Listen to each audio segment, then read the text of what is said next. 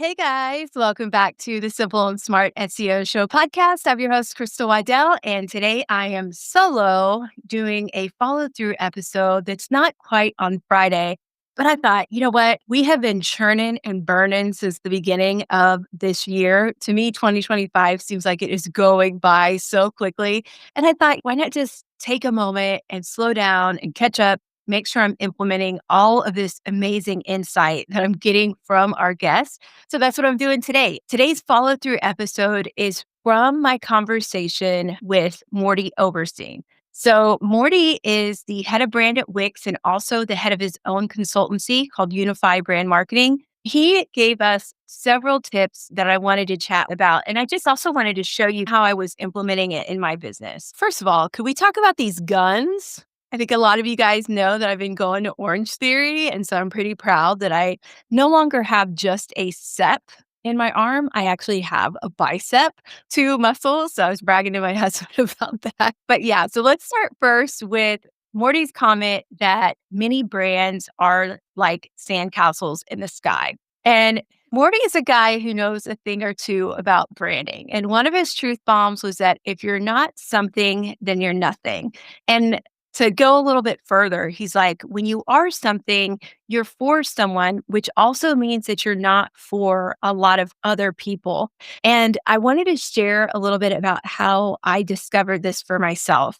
For those of you who don't know, I own an e-commerce company called collageandwood.com, where I sell giant wooden photo props and photo collages for athletes. So when athletes reach their senior year of sports, either in high school or college, a lot of times their school will have something called a senior night or a senior day. And on that day, the coaches or parents might give the athletes some gifts. And that's where I come in. So they'll come to me at Collage and Wood, send me their pictures. I'll make them a really cool photo keepsake. And that's my business. I also sell other things as well, though. A lot of people don't know that. Like I sell wooden signs like this one right here. And I also sell like baby nursery names and that type of stuff. Anything that I can cut out of wood with my giant CNC machine, I can make. But I realized when I was talking on social media one day to a new mom who needed a nursery wall letter for her baby's nursery, and then the next day I was talking about senior photo props, there was a big disconnect there, right? Because those two people are not the same customer, at least not at the same time. And so what I decided to do was not stop making the nursery wall names, but I did decide to focus my marketing specifically to senior parents and senior athletes and really just senior year in general. When I first started, I wanted to serve everybody. I wanted to serve photographers, parents, event planners, sports teams, new moms. But when I tried to market to everybody, it just felt like a little off. So then I doubled down on senior night gifts. And that really made all the difference in the world because instead of people being confused when they came to my profiles, they were like, oh, this is the girl that makes those senior gifts. Cool. And then I expanded a little bit more and it was senior photo props. And so senior photographers come to my site and they're like, yeah, this is the girl that makes the senior photo props. So it really helped position my company as the company for senior gifts and senior photo props. I really tried to focus specifically on the moms of athletes and my business started to grow. So the lesson here is that I completely agree with Morty. Your brand needs to stand for something. So who are you for? Be strong in that. I think a lot of business owners are nervous. If I take away the nursery name signs, then I'm going to lose a lot of business. I'm going to lose all of the moms that were going to come to my site. That was never the majority of my business anyway. So even though I sell less nursery name signs now, I also sell way more photo props and for a lot more money. And then there's that part of who are you not for? Another element of this was pricing. And there was a time where my prices were so low, I was essentially making things and sending them to people for free. Sometimes I was almost paying for it. And that is like really embarrassing to admit, but it was a learning opportunity. And I remember the day that I doubled my prices, a couple weeks later, after I'd gotten some sales and built some confidence that my pricing was okay and I was going to make it at a higher price, one of my former customers emailed me and said, "Hey, what's the deal? Your prices are twice as much as they were before." I explained to her, I said, "Hey, I actually wasn't making any money at that price. That was what it cost me to make and ship these numbers to you." And she didn't buy. And for the first time in my life, I was okay with that. Because if someone can't understand that I'm in business to make money and to provide a service and a product, but at a profit, then they're not my customer. And that's okay.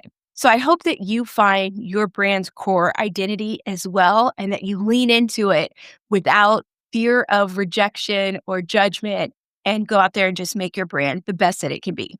And that's a nice segue into another fun little quote that Morty shared, which is no risk it, no biscuit. And so I think it's something that will always make me smile.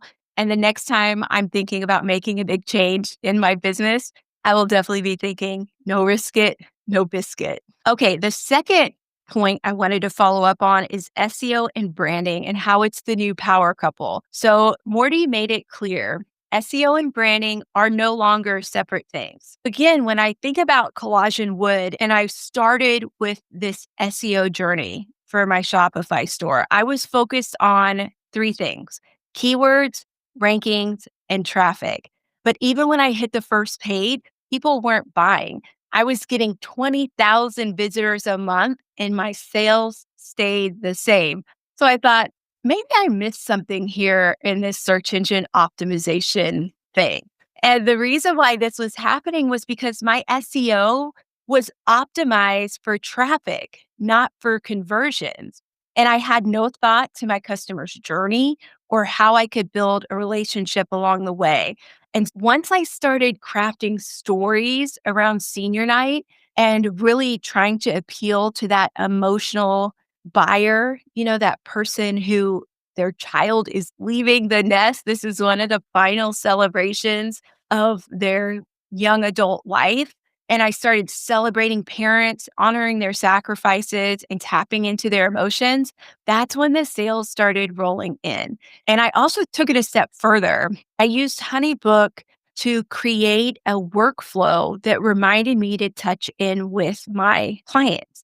So it's like, yeah, I have an email list where I'm trying to reach out to them and talk to them, but I also created these workflows within the experience so that I could touch base with my clients and let them know, hey, I know this is important to you. It's important to me too. Let me talk to you about that and why it's important to me and how I want to be here to support you. And also let me build that trust with you so you know what's going to happen, like what this process is going to look like every step of the way from start to delivery. So the lesson for me here that I can tie back to what Morty said about SEO and branding being interconnected and not separate is that SEO isn't just about being found. It's about being remembered. And the question that I want to ask you and what I would suggest for you as a follow-up activity for yourself is take a look at your pages. Are they cold and transactional or do they have some sort of personality to them? Are they talking to this customer that's visiting your site? And do they connect with that person? One really great tip that I don't know where I heard it, somewhere along the way, but it's just to remember that someone is on the other side of that screen. So it's not a whole bunch of someone's at the same time. It's one person. So you want to write as if you were having a conversation with that one person. So pull up your website and ask yourself, does this page just rank or does it resonate? And then let me know how that goes. Okay, so number 3 is this idea about brand expansion done right or horribly wrong. And this kind of goes back to this idea that I chose one product to focus on. And then as I was developing relationship building around that product, then I built from there. So let's take a giant number for senior photographers. One thing that you always hear about in e-commerce is increasing cart size, right? Or lifetime value of a customer. But what do you do when your customer is usually buying for a one-time event? That's when you have to think about how can I sell the most at one time to this particular customer? And a lot of people talk about upsells and adding different things in. When I originally started, my numbers were connected. So it's like I had one photo prop that had the year, like 2025. Then I realized if I sell the props as individual numbers, I can sell giant props, but then I can sell 2 to 4 at a time because sometimes people will want all 4 digits of that number, or sometimes they'll just want two. But either way, now I have a bundle of a product in one order rather than just selling one single product. The other great thing that's led to is repeat customers. So, whereas I thought that was going to be a one time sale, those customers are senior photographers who come back next year when they need the six, and the year after that when they need the seven. So, it's allowed me to really build a relationship with my customers year over year and provide a product that they need and utilize in their studios. Their clients come to their studio expecting to see my numbers. So I've become a part of their sales process, not just a vendor of a particular item. So my point is, I've doubled down on what's worked: senior night gifts, emotional storytelling, and making those milestone moments unforgettable, and really generating this desire in my clients to repeat that experience for their clients year after year. So while some people may think, I want to offer a whole bunch of products and I want to expand into a whole bunch of different services, especially if you're just one person, sometimes bigger doesn't always mean better. Smarter and more focus can mean more sales, more revenue, and most importantly, more profit. So here's the takeaway. Before you're thinking about expanding, think about if what you're trying to expand to aligns with what your audience already loves about you, your product, or your service. Is this going to deepen or will it dilute my brand? Because at the end of the day, you want to build brand loyalty and brand advocates. So whatever you can do to either double down on what's working or expand it into something that's even more awesome, that's going to create the type of clients that are going to refer new clients your way. So thank you so much for listening to this Follow Through Friday episode. I had a blast chatting with Mordy Oberstein. And in case you missed that episode, I will drop it in the show notes. And until next time, I hope you have a wonderful time building your business. And if you're looking for a coach that is all about optimizing your business for your life, I'd love for you to reach out to me. You can visit me at simpleandsmartseo.com.